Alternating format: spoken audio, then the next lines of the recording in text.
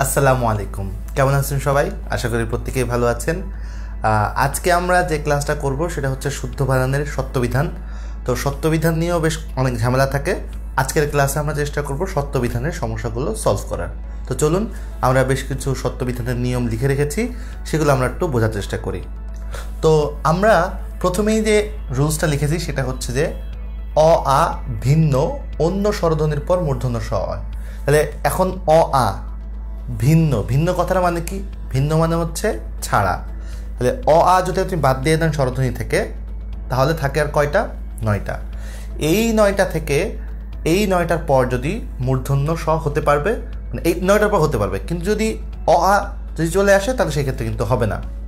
তো এই ক্ষেত্রে একটা উদাহরণ দেওয়া যায়, সেটা হচ্ছে ধরুন আমি বললাম চিকিৎসা।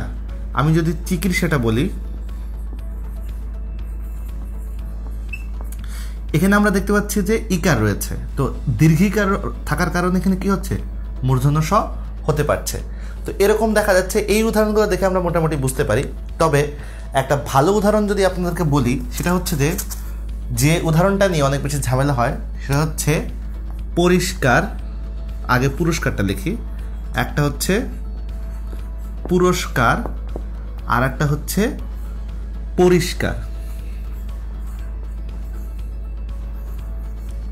এখন এই বানানটানের খেয়াল করে দেখুন, এখানে যদি আমরা র কে ভাঙি তাহলে রর সাথে কি পাওয়া যায়? র যোগ অ। আর যদি আমরা এখানে র কে ভাঙি তাহলে এখানে র এর সাথে কি পাওয়া যাচ্ছে? ই। তো খেয়াল করে দেখুন, এখানে অ থাকার কারণে কি হচ্ছে? দন্ত স। আর এখানে ইকার থাকার কারণে কি হচ্ছে? মূর্ধন্য স। তো এখান থেকে কিন্তু আমরা পুরোপুরি একদম পরিষ্কার হতে পারছি যে আসলে এই যে অ থাকলে দন্ত স হচ্ছে আর ই থাকলে কিন্তু মূর্ধন্য স হচ্ছে। তো এই উদাহরণটা খুব গুরুত্বপূর্ণ। আশা করি আপনারা এই জিনিসটা বুঝতে পেরেছেন। তো আমরা পরেরটাতে চলে যাব। পরেরটাতে কি বলছে? পরেরটাতে বলা হচ্ছে যে ইকারান্ত অথবা উকারান্ত। আগে ইকারান্ত উকারান্ত বুঝতে হবে। ইকারান্ত উকারান্ত হচ্ছে উপসর্গ। আমি যেটা লিখি, কারণ উপসর্গ নিয়েই তো কথা, আমি আগে উপসর্গ লিখি। যেমন আমি বলছি অভি, আর আরেকটা বললাম হচ্ছে সু। এই দুটোর মধ্যে খেয়াল করে দেখতে হবে, এই দুটোই কিন্তু উপসর্গ, এবং এই দুটো উপসর্গের শেষে কি রয়েছে? ইকার রয়েছে। তাহলে এটা শেষে রয়েছে ইকার, এটা শেষে রয়েছে উকার। তাহলে যেটা শেষে ইকার থাকে তাকে বলা হয় ইকারান্ত, আর যার শেষে উকার থাকে তাকে বলা হয় উকারান্ত। ইকারান্ত কথাটার মানেটা কি? ইকারান্ত কথাটার মানে হচ্ছে যার শেষে ইকার, অন্ত, অন্ত মানে শেষ। তাহলে যে অন্তে ইকার থাকে তাকে বলা হয় ইকারান্ত, আর যে অন্তে উকার থাকে তাকে বলা হয় উকারান্ত। তাহলে এটা শেষে ইকার তাই ইকারান্ত, এটা শেষে উকার তাই উকারান্ত। ইকারান্ত উকারান্ত কথা নিয়ে যাদের ঝামেলা ছিল আশা করি শেষ। এবার চলে আসি ইকারান্ত উকারান্ত যে উপসর্গ বলা হচ্ছে, এই দুটোই কিন্তু হচ্ছে উপসর্গ, এবং এগুলো হচ্ছে ইকারান্ত উপসর্গ, উকারান্ত উপসর্গ। এই ইকারান্ত উকারান্ত উপসর্গের পর মূর্ধন্য স হবে। যেমন আমরা দেখতে পারি অভিষেক অথবা সুষম। তো এখানে আমরা দেখতে পাচ্ছি যে ইকারান্ত এবং উকারান্ত উপসর্গের পর কি হচ্ছে? মূর্ধন্য স হচ্ছে। আশা করি বুঝতে পেরেছেন। এরপর আমরা একটু দেখতে থাকবো, সেটা হচ্ছে রি বা রিকারের পর কি হয়? মূর্ধন্য স হয়। রি বা রিকারের পর মূর্ধন্য স হয়, এরকম যদি উদাহরণ বলি তাহলে আমি বলবো কৃষক। আমরা দেখতে পাচ্ছি যে এই যে কৃষক, বা আরেকটা যদি উদাহরণ বলি ঋষি, এই রিকারের পরে কি হচ্ছে? মূর্ধন্য স হচ্ছে, বা রি এর পরে কি হচ্ছে? মূর্ধন্য স হচ্ছে। তো এরকম রি বা রিকারের পরে কি হয়ে থাকে? সাধারণত মূর্ধন্য স হয়ে থাকে। তো আশা করি বুঝতে পেরেছেন। এরপর আমরা দেখি পরেরটা কি বলা হচ্ছে? ট বর্গের সাথে মূর্ধন্য স হয়, ত বর্গের সাথে দন্ত স হয়, আর চ বর্গের সাথে কি হয়? তালব্য স হয়। কেন হয়? দেখুন, টটা হয় হচ্ছে মূর্ধা থেকে। তো ট বর্গগুলো যেহেতু মূর্ধা থেকে হয় তাই মূর্ধন্য স যুক্ত হবে, আর যেহেতু দন্ত থেকে উচ্চারিত হয় তাই দন্ত স হবে, আর চ বর্গ যেহেতু তালব্য থেকে উচ্চারিত হয় তাহলে তালব্য সই হবে। তো ওই বর্গের নামের সাথে যুক্ত করে এইগুলো হবে। তো আশা করি বুঝতে পেরেছেন। আমি যদি কয়েকটা উদাহরণ দেখাই তাহলে আপনারা খুব ভালো করে বুঝে যাবেন। কারণ ট বর্গের সাথে যদি আমি খেয়াল করে দেখুন, আমি যদি লিখি কষ্ট, খেয়াল করে দেখুন এই কষ্টের মধ্যে আমরা কি দেখতে পাচ্ছি? কষ্টের মধ্যে আমরা দেখতে পাচ্ছি হচ্ছে মূর্ধন্য স ট। এই যে মূর্ধন্য স এর সাথে কি রয়েছে? ট রয়েছে, ট রয়েছে। আচ্ছা, আমি যদি বলি চেষ্টা, চেষ্টা, এখানেও খেয়াল করে দেখুন, এখানে আমরা দেখতে পাচ্ছি যে এই যে ট, ট এর সাথে কিন্তু মূর্ধন্য স রয়েছে। আমি যদি বলি শ্রেষ্ঠ, শ্রেষ্ঠ, এখানে দেখুন ঠ এর সাথে কি রয়েছে? মূর্ধন্য স রয়েছে। তো এখানে ট এবং ঠ এটা কিন্তু হচ্ছে কি বর্গ? ট বর্গ। তো ট বর্গের সাথে কি হচ্ছে? মূর্ধন্য স হচ্ছে। তো আশা করি বুঝতে পেরেছেন। এরপর খেয়াল করে দেখুন, আমরা যদি ত বর্গের উদাহরণ দেখি, তাহলে ত বর্গের উদাহরণের মধ্যে আমরা দেখতে পারবো হচ্ছে ওস্তাদ, ওস্তাদ, বা হচ্ছে কাস্তে, বা হচ্ছে ইস্তফা। খেয়াল করে দেখুন, এখানে কিন্তু ত, ত এর সাথে কি হচ্ছে? দন্ত স হচ্ছে। আবার হচ্ছে ত এর সাথে এখানে দন্ত স হচ্ছে। আচ্ছা, ত দিয়ে অন্য একটা উদাহরণ দেখায়, যেমন হচ্ছে স্থান। খেয়াল করে তখন থ এর সাথে কি হচ্ছে? দন্ত স হচ্ছে। তো এরকম খেয়াল করা যাচ্ছে যে যেগুলো হচ্ছে ত বর্গ, ত বর্গের সাথে কি হচ্ছে? ত বর্গের সাথে কিন্তু দন্ত স হচ্ছে। এবার চলুন চ বর্গের উদাহরণ দেখায়। চ বর্গের যদি উদাহরণ বলি, তাহলে খুবই পরিচিত উদাহরণ, যেমন আমরা দেখতে পাই হচ্ছে আশ্চর্য, আশ্চর্য, বা আমি যদি বলি বৃশ্চিক, তাহলে এখানে দেখা যাচ্ছে চ এর সাথে কি হচ্ছে? তালব্য স হচ্ছে, চ এর সাথে তালব্য স। আরেকটা যদি উদাহরণ দেখাই, নিশ্ছিদ্র, নিশ্ছিদ্র। খেয়াল করে দেখুন, এইখানে যে নিশ্ছিদ্র রয়েছে, এই নিশ্ছিদ্র কিন্তু ছ এর সাথে তালব্য স রয়েছে। তো এই বানানগুলো খুব ভালো করে খেয়াল করতে হবে। এখানে কিন্তু অনেকে চ দিয়ে ফেলে চট করে, এটা কিন্তু খুবই ভুল কথা। তো এই বানানগুলো খুব ভালো করে মনে রাখতে হবে কী হবে? এই যে এই নিয়ম অনুসারে। তো আশা করি বুঝতে পেরেছেন। তো এরপর চলুন আমরা পরেরটাতে যাই। পরেরটা আমাদের কি বলছে? পরেরটা বলছে বিদেহী শব্দে মূর্ধন্য স হয় না। কীরকম? যেমন আমি যদি বলি পোস্ট, এই বানানটা কিন্তু ভুল। বা আমি যদি বলি আগস্ট, এই বানানটা কিন্তু ভুল। কেন ভুল? কিসের ভিত্তিতে ভুল? ভুল এই কারণে, কথা হচ্ছে যে হ্যাঁ, ট এর সাথে মূর্ধন্য স হবে, এটা সত্য কথা, আমি মানছি। কারণ এই যে আমরা এখানে বলেছিলাম ট বর্গের সাথে কি হবে? মূর্ধন্য স হবে। কিন্তু সমস্যা হচ্ছে পোস্ট বা আগস্ট, এই শব্দগুলো কিন্তু হচ্ছে বিদেশি। যেহেতু বিদেশি, তাই এগুলো হচ্ছে ভুল। তার মানে তার সঠিকটা কি হবে? একটু দেখে ফেলি আমরা। সঠিকটা হবে হচ্ছে দন্ত স সাথে ট হবে। এখানেও দন্ত স সাথে কি হবে? ট হবে। এই পোস্ট, এই বানানটাই হচ্ছে সঠিক, আর আগস্ট এই বানানটাই কিন্তু কি সঠিক। যারা লেখেন, যারা মূর্ধন্য স এর সাথে যারা লেখে, তারা কিন্তু তুলনামূলকভাবে সবসময় ভুলই করে থাকে। তো এই ভুলটা একটু খেয়াল করতে হবে। খুব কমন ভুল, সবাই করে, আর এই কমন ভুলগুলোই কিন্তু প্রশ্নে চলে আসলে আমরা কনফিউজড হয়ে যাই। তো রুলগুলো জানা থাকলে আমাদের জন্য এই বিষয়গুলো একদমই সহজ। তো এটা গেল। এরপর চলে আসুন পরের উদাহরণটায় যাই। পরের উদাহরণটা কী বলা হচ্ছে? সাত প্রত্যয়। সাত প্রত্যয় যুক্ত শব্দে কিন্তু কখনোই মূর্ধন্য স হবে না। কেন? সাত তো একটা প্রত্যয়, প্রত্যয় তো কি হচ্ছে না? পরিবর্তন হচ্ছে না। যেহেতু প্রত্যয়টা পরিবর্তন হচ্ছে না, যেহেতু প্রত্যয়টা কোনো পরিবর্তন হচ্ছে না, তো সেই কারণে আমাদের এই সাত প্রত্যয় থাকলে সেখানে কি হবে না? সেখানে কিন্তু অবশ্যই যেটা হবে না সেটা হচ্ছে যে এই সাত প্রত্যয় থাকলেই সেখানে দন্ত স হবে, আর মূর্ধন্য স হবে না। তো আমরা এরকম একটা উদাহরণ দেখি, যেমন হচ্ছে অগ্নিস্বাত, অগ্নিস্বাত।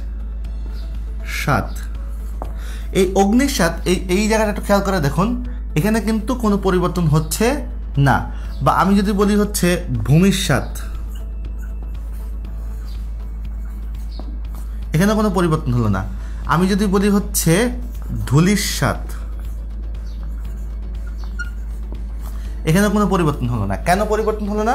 এখানে পরিবর্তন না হওয়ার যে মূল কারণ সেটা হচ্ছে যে এই সাত প্রত্যয়টা, এটা কোনো পরিবর্তন হবে না। এগুলো কিন্তু জফলা। তো এই হচ্ছে মোটামুটি নিয়ম। আচ্ছা, এরপরে সর্বশেষ যেটা রয়েছে সেটা হচ্ছে কিছু কিছু শব্দে কি হয়? কিছু কিছু শব্দে স্বভাবতই মূর্ধন্য স হয়। তো এই যে কিছু কিছু শব্দে স্বভাবতই মূর্ধন্য স হয়, এইগুলোকে বেসিক্যালি বলা হয় হচ্ছে নিপাতন নিষিদ্ধ। এই নিপাতন নিষিদ্ধগুলো কোনো নিয়ম মানবে না, যা আছে ওরকমই হবে, মানে ওগুলো মুখস্থ করে ফেলতে হবে। এই মুখস্থ করা ছাড়া আসলে কিন্তু কোনো উপায় নেই। যেমন আমি যদি কয়েকটা উদাহরণ বলি, যেমন ভাষা, বা হচ্ছে মানুষ, বা হচ্ছে ঔষধ, বা যদি বলি উষা বা হচ্ছে পাষাণ। এই প্রত্যেক জায়গায় খেয়াল করে দেখুন, এই সকল জায়গায় কিন্তু যেটা হচ্ছে এখানে কিন্তু সবগুলোতে আকার যেহেতু রয়েছে, তার মানে কী হওয়ার কথা? অবশ্যই মূর্ধন্য ষ হওয়ার কথা না। তারপর এখানেও কিন্তু উকার রয়েছে, এখানে কিন্তু ঔ রয়েছে, এখানে দীর্ঘকার রয়েছে, এখানে আকার রয়েছে, সব জায়গায় কিন্তু রয়েছে। কিন্তু আমরা দেখতে পাচ্ছি যে কোথাও কিন্তু কোনো জায়গায় আমরা দেখতে পাচ্ছিলাম যে এই যদি আকার হয়, আকার হলে কিন্তু এখানে কি আকার হলে কিন্তু বেসিক্যালি এই জায়গাটাই মূলত কি হওয়ার কথা না, এখানে কিন্তু মূর্ধন্য ষ হওয়ার কথা না, তারপরেও হচ্ছে। এই ব্যাপারগুলোর খেয়াল করতে হবে। তো এগুলো কোনো নিয়ম মানছে না, নিয়ম খাটছে না। তো এই ব্যাপারগুলো একটু মাথায় রাখতে হবে। এগুলো হচ্ছে নিপাত নিষিদ্ধ। তো আশা করি আপনারা বুঝতে পেরেছেন। তো আমরা এখন এই পর্যায়ে এসে আমরা বেশ কিছু প্রশ্নোত্তর পর্ব দেখব। তো এই প্রশ্নোত্তর পর্বগুলো আশা করি আপনাদের একটু কাজে আসবে। তো চলুন আমরা বেশ কিছু প্রশ্নোত্তর পর্ব একটু দেখে ফেলি। তো আমার হাতে যে প্রশ্নগুলো দেখতে পাচ্ছেন আপনারা একটু খেয়াল করে দেখুন। সেটা হচ্ছে যে প্রথমেই বলা হচ্ছে তৎসম শব্দের বানানে। আমরা কিন্তু আগের ক্লাসে কিন্তু নত্যবিধান নিয়ে আলোচনা করেছিলাম, সত্যবিধান নিয়ে আলোচনা করেছিলাম। তো আমরা আজকের ক্লাসে যেটা করব সেটা হচ্ছে নত্য সত্য নিয়ে পুরোটাই আমরা হচ্ছে একটু প্রশ্নোত্তর পর্ব দেখব। তা আজকের এই পর্বে আমরা দেখতে পাচ্ছি যে প্রশ্নগুলো দেখতে পাচ্ছি সেটা হচ্ছে তৎসম শব্দের বানানে নয়ের সঠিক ব্যবহার নিয়মকে কি বলা হয়? অবশ্যই নত্যবিধান বলা হয়ে থাকে। আচ্ছা, আবার যদি পরেরটাতে যাই সেটা কি বলা হচ্ছে, কোন জাতীয় শব্দে মূর্ধন্য ন ব্যবহার হয় না? তো ব্যবহার হয় অবশ্যই যেটা খাঁটি বাংলার বিদেশি। কারণ আমরা দেখেছি যে রুলসের মধ্যে যেগুলো খাঁটি বাংলা এবং বিদেশি সেগুলো কিন্তু কি হয় না, সেগুলো মূর্ধন্য হয় না। একদম রুলসের নিয়মে আর কি, আশা করি বুঝতে পেরেছেন। তারপর আমরা দেখতে পাচ্ছি যে রি রস হওয়ার পরে কী হয়? অবশ্যই রি রস হওয়ার পরে অবশ্যই মূর্ধন্য ন হয়, এটা নত্যবিধানের ভিতরে ছিল। আচ্ছা, তারপর যদি বলি স্বভাবতই মূর্ধন্য ন ব্যবহার হচ্ছে কোনটিতে? তুন। এর কীভাবে বুঝলাম? এটা হচ্ছে একদম মুখস্থ। আমি বলেছিলাম যে বইয়ের মধ্যে যে উদাহরণগুলো রয়েছে, যে ছন্দটা মুখস্থ করতে রয়েছে, সেই ছন্দটা মুখস্থ করে ফেললে আমাদের জন্য এই শব্দগুলো মনে রাখাটা অনেক বেশি সহজ হবে। আচ্ছা, আমরা এই পরেরটাতে যাই। পরেরটাতে বলা হচ্ছে কোন বর্গীয় বর্ণের আগে কখনো মূর্ধন্য হয় না? অবশ্যই ত বর্গের আগে। কেন ত বর্গের আগে হয় না? এই কারণে খেয়াল করে দেখুন, ত বর্গের দন্ত স হয়। তো দুঃখিত, এখানে মূর্ধন্য হয় না, মানে মূর্ধন্য ন হয় না আর কি বেসিক্যালি। আবার মূর্ধন্য সও কিন্তু হয় না, মানে ত বর্গে মূর্ধন্য ন হয় না, মূর্ধন্য সও হয় না, কোনোটাই হয় না। তো মূর্ধন্য হয় না বলতে এই ত বর্গর বোঝানো হয়েছে। আশা করি বুঝতে পেরেছেন। এরপর খেয়াল করে দেখুন পরের প্রশ্নটা কি। পরের প্রশ্নে বলা হচ্ছে কোন বানানটি ভুল আসলে। আচ্ছা, ভুল কেন? ভুলটা বের করছি এখানে, গ নাম্বারটা উত্তরটা কেন আসলে সেটা বলি। আমরা দেখতে পাচ্ছি যে ত্রিনয়ন, এখানে রফালা রয়েছে, তারপরে তো মূর্ধন্য হওয়ার কথা ছিল, তো কিন্তু হচ্ছে না কেন? কারণ এটা সমাসবদ্ধ শব্দ। যেহেতু সমাসবদ্ধ শব্দ, তো সমাসবদ্ধ শব্দ হওয়ার কারণে এটা অবশ্যই কি হবে? এটা অবশ্যই মূর্ধন্য ন না হয়ে দন্ত ন হবে, ত্রিনয়ন।